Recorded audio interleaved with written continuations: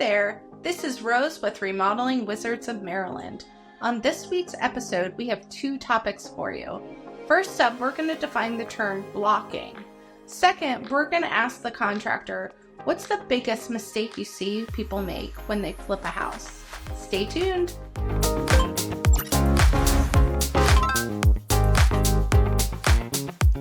It's Terminology Tuesday, the day of the week where we pick a construction term and we talk about it. Today's term is blocking. John, can you tell us what that is? Sure. Blocking, it's actually a pretty important part of your house structure. And this is what blocking is used for. Blocking is usually a piece of wood, a 2x4, could be a 2x6 or even wider. This wood we put in behind the drywall when the house is being framed. And what it is for is so that if you want to hang something onto the wall, instead of looking for a stud, you have blocking in the wall. So for example, you want to hang a mirror in your bathroom. Well, if there's blocking in the wall, it's pretty easy to hit the blocking with a screw so that you got something solid to connect it to.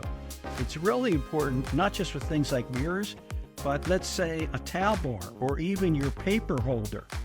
So many people, I go into their homes and the towel bars are on the ground and there's a hole in the drywall. Well, that's because it's anchored to drywall.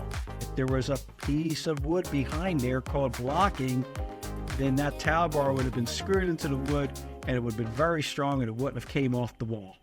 Today on Ask the Contractor, we'd like to know, what is the biggest mistake you see people making when they flip a house? Well, it's interesting you asked about that. There's a lot of mistakes that people make when they flip a house. And I guess the first two are, they want to do it cheap, number one, just to flip it. And then number two, they want to do it as quickly as possible. Now, you can do all those things.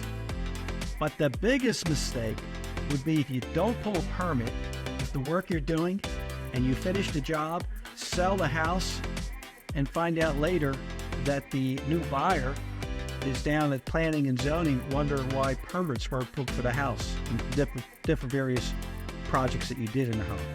So that's the number one thing, because if the person who's doing the flipping actually pulls a permit, and then the county or the city is going to check on the work to make sure it's done right. We hope today's episode was interesting to you. If it was, make sure to like, follow, and subscribe to our page. We'll see you next week.